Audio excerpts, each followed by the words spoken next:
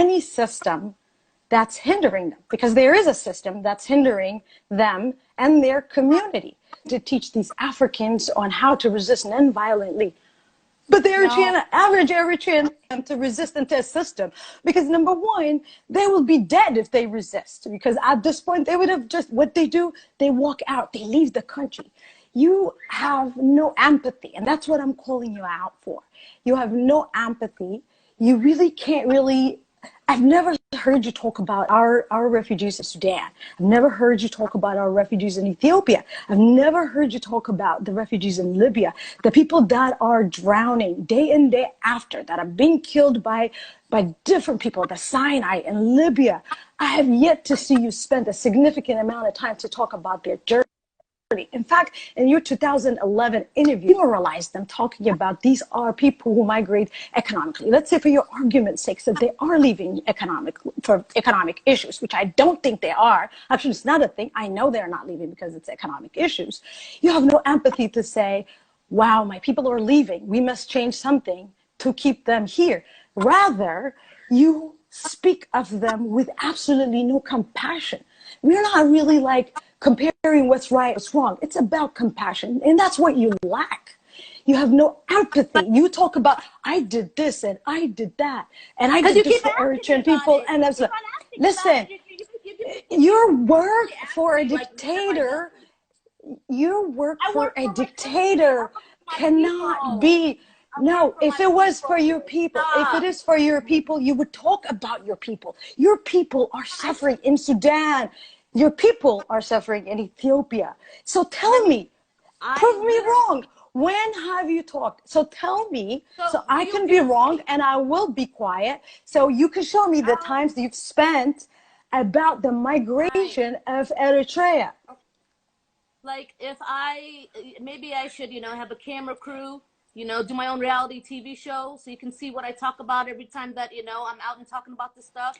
Prove me, send me a link. What have you done? Tell me about the Libya. Let me talk about Sudan refugees. So just tell me. I think you already been doing some Googling, all right? So I did. I did. And that's why I'm asking you, because I didn't see it. Okay, maybe you just need to look a little closer.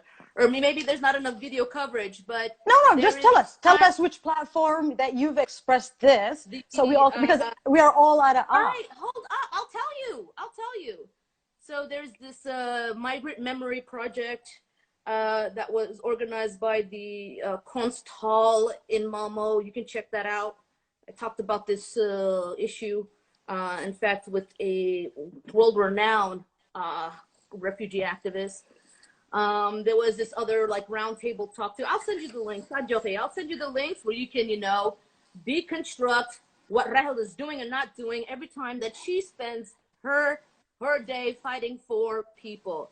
Now, just tell me, what are you doing? What are you doing? Let's not talk about me so much.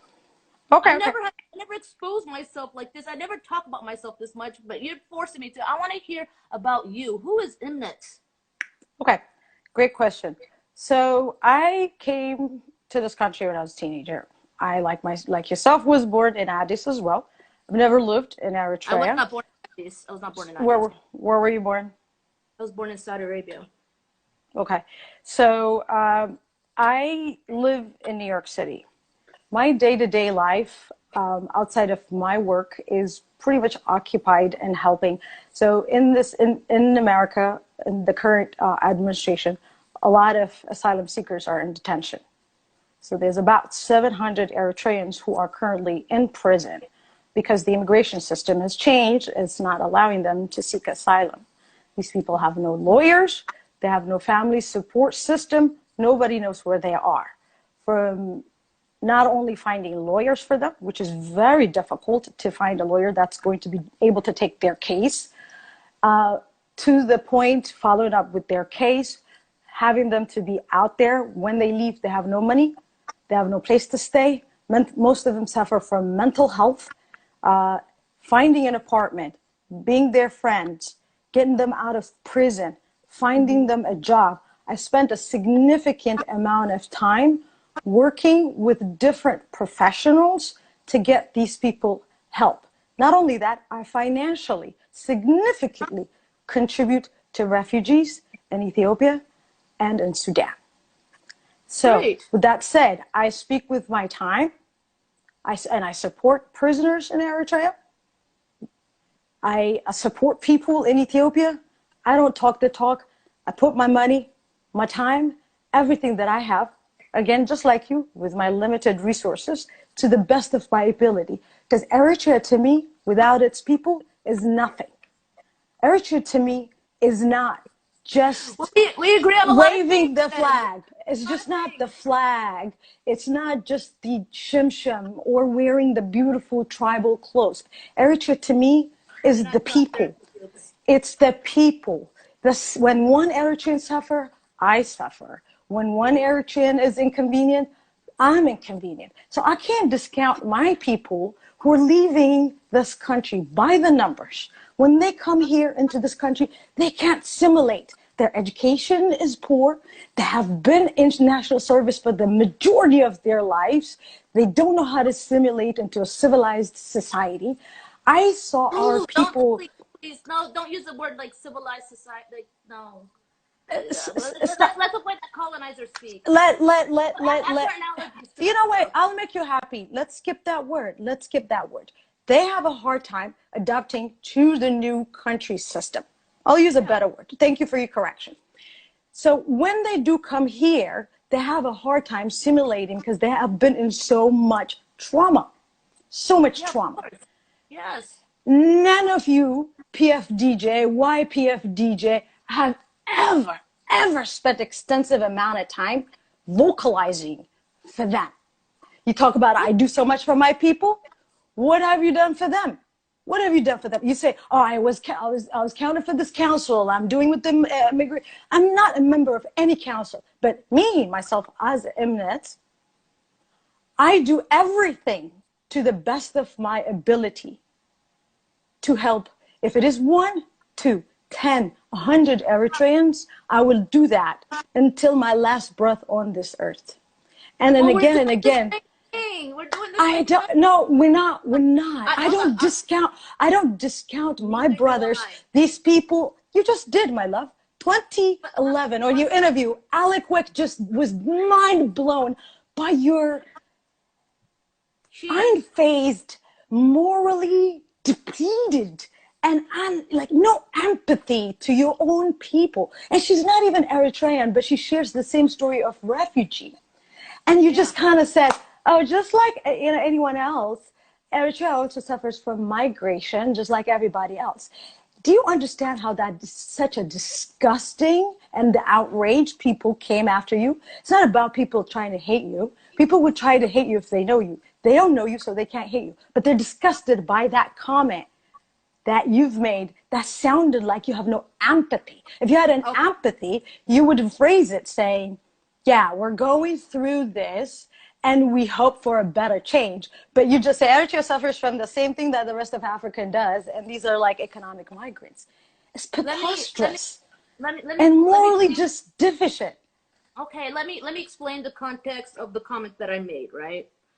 I never saw the show. I didn't know what it was about. I did not, that was, before being on Al Jazeera, the stream the first time, I never saw I never seen the show. I didn't know what it was about, right? And I was told that it was a platform where, people talk of how people basically use the internet for different things. And I was under the impression, in fact, that I was going to be discussing that. I was slightly ill-prepared. I was a young person living in Eritrea, right? I've never been like, I don't have that experience of a refugee. So let's just keep that on the table. And what I was saying was that what I was implying was like people, that people like me, right? Eritreans and all Africans basically living in the continent, there is a desire to go to the West. We are part of a globalized world where, we want to travel and do things. And that was misinterpreted for me saying that people are actually, what I was trying to imply was that, we're part of a globalized world. but she had misinterpreted to say that I thought that people were leaving for because of iPads and what have you.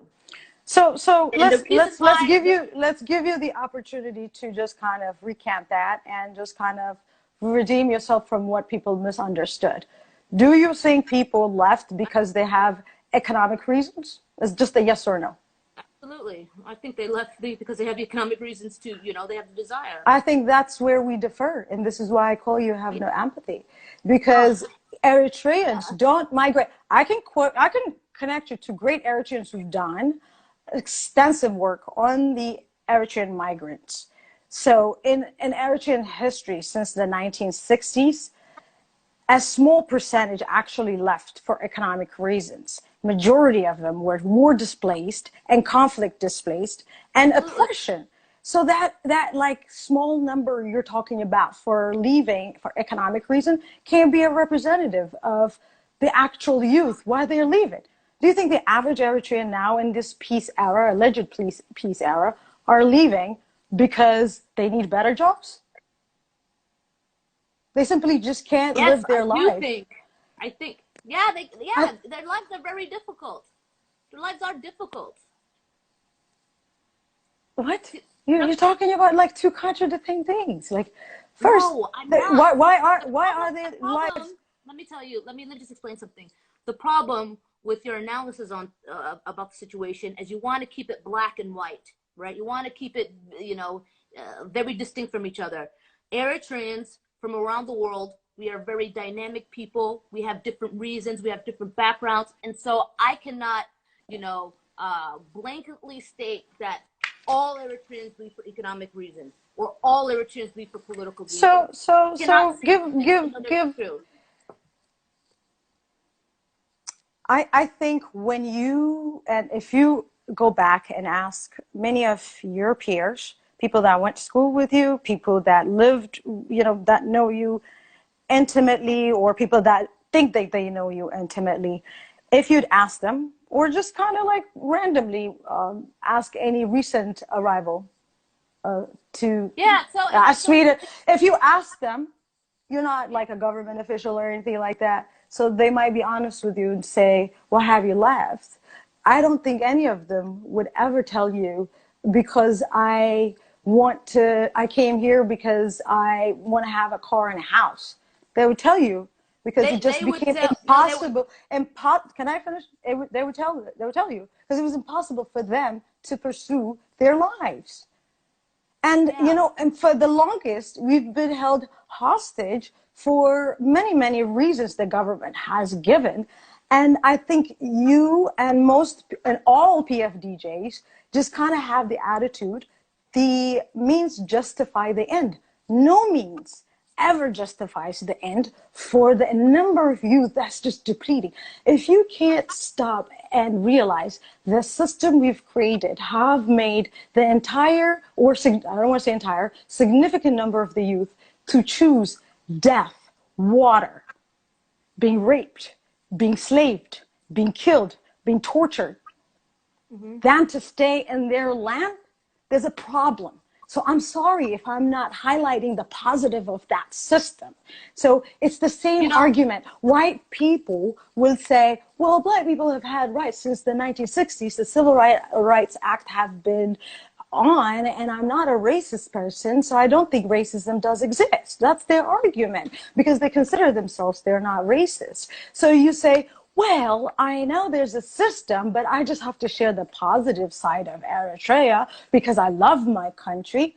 That's just preposterous. This is why I think PFDJ and white racist people run in peril, because they only look at the world and their window. They never see themselves on the oppressed side. They never see themselves as a black person. They never see themselves as a human being who's lost their rights.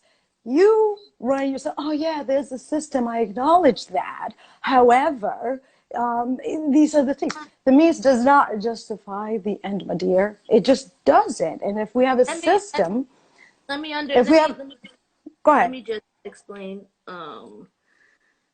something. half of the YPFDJ branch where I live are made up of newcomers, right? A good chunk of YPFDJ Sweden are people who left through the Libya and all that type of stuff. We talk about these things at our I'm sorry, meetings. can you repeat that? You said half of the people in YPFDJ are people that left through Libya? Did I get that right? Libya, Israel, you know, the usual routes. Okay. Yeah, please don't, you know, go trying to look at their photos and try to get them arrested. I know some of y'all like to do that type of stuff. So yeah, I mean, you can't just come. But no. Okay, say it. You can't just come in. Say what? You cannot. I want you to finish. I'm sorry? That's Lily. Oh, so you want to talk about the people that are having people arrested? You're referring to that? You want me to finish that sentence? Yeah. Okay. I simply agree that you can't come to a country and ask an asylum against the country you left of. For example, I, as an Eritrean, left Eritrea, came out here and said, here's what happened to me in Eritrea. And the government did XYZ to me. And then I get an asylum and I reside permanently and I turn back around and support the regime that I allegedly claim that have given me to do that. That's absolutely preposterous. And even go further and threaten people. For example, in New York City, there's a gentleman by the name of Tasfa. He is a young man who came to this country, I think about 5 to 7 years, don't know the exact numbers, spent 10 plus years in Shamalba, has spent a significant amount of time in Eritrea doing national service. So he's a big PFDJ member. As a matter of fact, he personally have physically attacked me when we approached the UN ambassador Sofia Tesfamaram for questions. And this was there was a public event. We went because it was a public event and we asked for a question and he physically addressed me. So with that said, that same person turned back around to my own colleagues in Yaakil, asked and said, hey, my brother's in Mexico. You know I've been in prison in Eritrea. I've been, going through the whole thing. I know all this. I know what's happening, but I have a property in Eritrea. So we all know it's just we're doing the show and bow. So we know who you guys are. You are boasting in public and behind closed doors. Your brother is in migration. He's stuck in Mexico. Can't come into this country and he's seeking asylum because he's making a claim, oh, the Eritrean government has done this. Whereas his older brother is here making calls to people saying, are you coming to the meeting? If you don't, you support, you negate. I'm going to attack people and this and that and the other. You guys are flip-floppers. Like, you have no stand. A lot of them are doing this for personal benefits. He himself admittingly says, I'm just doing this not because I believe in the conviction, because I have a home in Eritrea and I want to go in and out of the country without an issue. Okay? And these are the same people that would say Black Lives Matter because their lives of other Eritreans is irrelevant to them as it is for you. It's irrelevant to you, the lives of Eritreans. However, you want to chant Black Lives Matter. That's just like getting in the wave and just say, I care about Black people, but the lives of Eritreans